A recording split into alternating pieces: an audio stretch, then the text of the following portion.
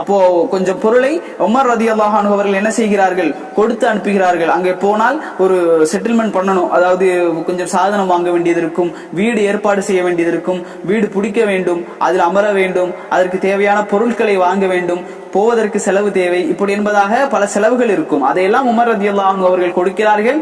Zayed ரலியல்லாஹு அன்ஹு அவர்கள் அதை வாங்கி கொண்டு இந்த ஹிம்ஸ் தேசத்தை நோக்கி பயணிக்கிறார்கள். அப்போ மனைவி இடத்தில் சொல்கிறார்கள், நாம் வாழப்போகின்ற இந்த ஹிம்ஸ் தேசம் என்பது வர்த்தகத்தில் நல்ல லாபத்தை தரக்கூடிய ஒரு பிரதேசம். அந்த பிரதேசத்திற்கு சென்ற பிறகு நாம் செலவு போக மீதமுள்ள பணத்தை எல்லாம் வியாபாரத்தில் நான் செலவு செய்கிறேன், வியாபாரத்தில் போட்டு விடுகிறேன் என்று சொல்கிறார். மனைவி என்ன செய்கிறார், ஒரு பயத்தின் காரணமாக அவர் கேட்கிறார், வியாபாரம் நஷ்டமடைந்து விட்டால் என்ன செய்வது கணவரே என்பதாக அவர் சொல்கிறார், நான் யாரை நம்பி முதலீடு செய்கிறேனோ அவனை அதற்கு உத்தரவாதம் அளிக்க வைக்கிறேன் என்பதாக ஒரு உத்தரவாதத்தோடு தான் நான் பண்ணுகிறேன் இந்த வியாபாரத்தை என்பதாக அவர்கள் சொல்லிக்கொண்டு செல்கிறார்கள். அங்கு சென்று அவர்கள் வியாபாரம் செய்கிறார்கள். வியாபாரத்தில் நஷ்டம் ஏற்படும், லாபம் ஏற்படும். அதே போன்று இவருடைய வியாபாரத்தில் நஷ்டம் ஏற்பட்டு விட்டது. அப்ப மனைவி கேட்கிறாங்க, எப்பவும் கேட்பாங்க, கணவனே நீங்கள் என்ன செய்கிறீர்கள், உங்களுடைய வியாபாரம் எப்படி போகுது, உங்களுடைய பிசினஸ் எப்படி போகுது என்பதாக அவர்கள் என்ன செய்வார்கள், தினமும் கேள்வி கேட்டுக்கொண்டே இருப்பார்கள். அப்ப அந்த நேரத்தில் எல்லாம் சயீத் ரலியல்லாஹு அன்ஹு அவர்கள் என்ன செய்வார்கள், வியாபாரம் அல்ஹம்துலில்லாஹ் அழகான முறையில் செல்கிறது, வியாபாரம் அழகான முறையில் செல்கிறது என்பதாக அவர்கள் என்ன செய்வார்கள், சொல்வார்கள், மனைவிடத்திலே சொல்வார்கள். ஆனால் என்ன ஆகும், இவர்களுடைய வியாபாரம் எல்லாம் நஷ்டத்திலே சென்று கொண்டே இருக்கும். அப்போ ஒரு நாள் என்ன செய்யப்படுகிறது, உறவினர்கள் தெரிந்தவர்கள் எல்லோரும் வருகிறார்கள் வீடுகளுக்கு வந்ததற்கு பிறகு அவர் கேட்கிறார், அந்த உறவினர்களில் ஒருவர் கேட்கிறார், உங்களுடைய வியாபாரம் எப்படி போய்கொண்டிருக்கிறது, மனைவியும் கேட்கிறார்கள் எப்படி போகிறது என்பதாக. மாட்டிக்கொள்கிறார், என்ன சொல்வதென்று தெரியவில்லை. அப்போ உறவினர்கள் எல்லோரும் சிரிக்கிறார்கள். அப்போ இந்த மனைவி கேவலமாக நினைக்கிறார்கள், அழுகிறார்கள், கேவலப்படுகிறார்கள், என்ன செய்வது. அப்போ இந்த நேரத்தில் நிர்பந்தமான அந்த சூழலில் சயீத் ரலியல்லாஹு அன்ஹு அவர்கள் உண்மையை சொல்லிவிடுகிறார்கள், என்னுடைய வியாபாரம் நஷ்டத்தில் தான் செல்கிறது, மிக ஒரு நஷ்டமான ஒரு சூழ்நிலையில் நான் சென்று கொண்டிருக்கிறேன் என்பதாக அவர்கள் உண்மையை சொல்லிவிடுகிறார்கள். மனைவி என்ன செய்கிறார், அழுது கொண்டே இருக்கிறார். மனைவி அழுது கொண்டே இருக்கிறார், இந்த வியாபாரத்தை நினைத்து அழுது கொண்டிருக்கிறார். உடனே சயீத் ரலியல்லாஹு அன்ஹு அவர்கள் சொன்னார்கள், ஒரு வார்த்தையை சொன்னார்கள், என்னுடைய நண்பர்கள் எனக்கு முன்னர் மரணித்து விட்டார்கள். யார், சஹாபாக்கள். என்னுடைய நண்பர்கள் எனக்கு முன்னால் மரணித்து விட்டார்கள். இந்த உலகமும் அதில் இருக்கக்கூடிய அனைத்தையும் அதற்கு ஈடாக கொடுத்தாலும் சரி, என்னுடைய தோழர்கள், என்னுடைய நண்பர்கள் எந்த ஈமானில், எந்த ஒரு நேர்வழியில் இஸ்லாத்தில் இருந்தார்களோ அதை விட்டு நான் விலகி செல்ல நான் விரும்பவில்லை என்று சொன்னார்கள். அதற்கு பிறகு பார்க்கிறார்கள், மனைவி அழுது கொண்டே இருக்கிறார்கள். அவர்களுக்கு என்ன சொல்ல வேண்டும் என்பது தெரியவில்லை.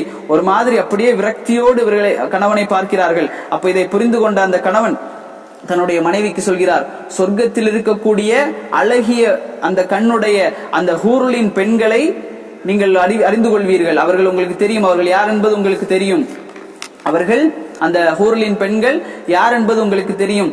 அந்த பெண்களில் ஒரு பெண் இந்த பூமியை பார்த்தாள் என்று சொன்னால் இந்த உலகமே பிரகாசித்து விடும். எந்த அளவிற்கு சூரியனுடைய ஒளியும் சந்திரனுடைய ஒளியும் கூட மிகைக்கக்கூடிய அளவிற்கு இந்த ஹூருலின் அவர்களுடைய கண்களுடைய பார்வை அவ்வளவு பிரகாசமாக இருக்கும். அந்த பெண்களுக்காக உங்களை நான் இழப்பது எனக்கு மிக சிறந்ததுதான் என்று சொன்னவுடன் அந்த மனைவி என்ன செய்கிறார், பொறுத்துக் கொள்கிறார், அமைதியாகிறார். அவருடைய கணவனுடைய எண்ணத்தையும் அந்த மனதினுடைய அந்த ஓட்டத்தையும் புரிந்து கொண்டு அமைதியாகிறார்.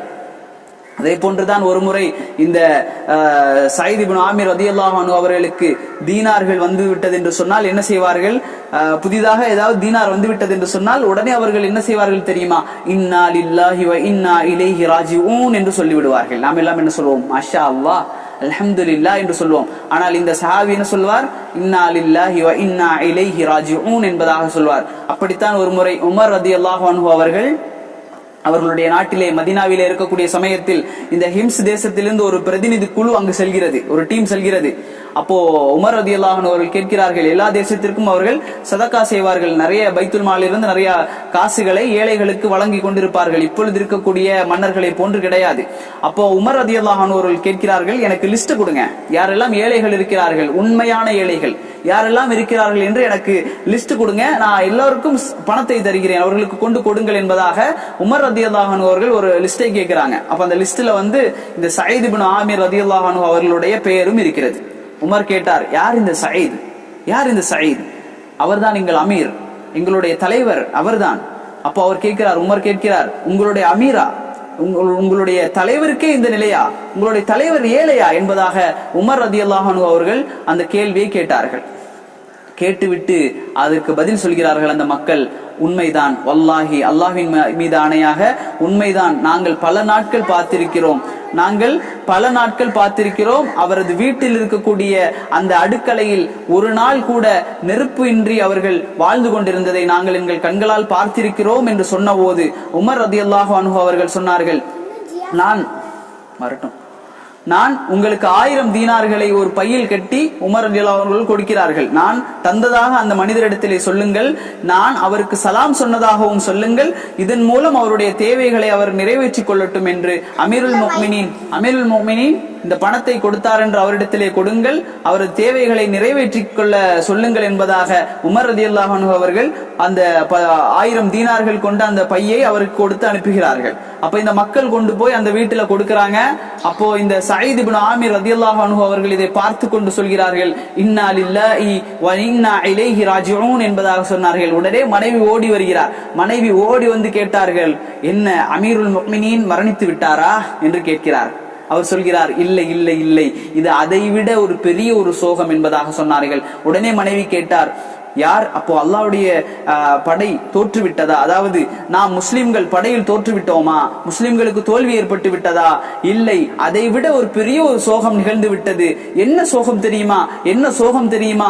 என்னுடைய மறுமையை பாழ்படுத்தக்கூடிய, என்னுடைய மறுமையை நாசப்படுத்தக்கூடிய, என்னுடைய குடும்பத்தை, என்னுடைய வீட்டை குழப்பக்கூடிய ஒரு விஷயம் என்னுடைய வீட்டிற்குள் புகுந்து விட்டது என்று சொன்னார்கள். உடனே மனைவி சொன்னால், அப்படி என்றால் அதை தூக்கி விளாசி விடுங்கள், அதை புறந்தள்ளி விடுங்கள் என்பதாக சொல்லவுடன் அந்த சயீத் ரலியல்லாஹு அன்ஹு அவர்கள் கேட்டார்கள், அப்படி என்றால் நீ எனக்கு உதவி செய்வாயா? உதவி செய்கிறேன். என்ன செய்ய வேண்டும்? வா, வந்திருக்கக்கூடிய தீனார்களை எல்லாம் பங்கு வைத்து ஏழைகளுக்கு பிரித்து கொடுத்து விடுவோம் என்று சொன்னபோது மனைவியும் கணவனுமாக சேர்ந்து இருப்பதே போதும் என்று சொல்லி எல்லா தீனார்களையும் ஏழைகளுக்கு பிரித்து கொடுத்தார்கள் என்ற அந்த சம்பவத்தை நாம் பார்க்கலாம்.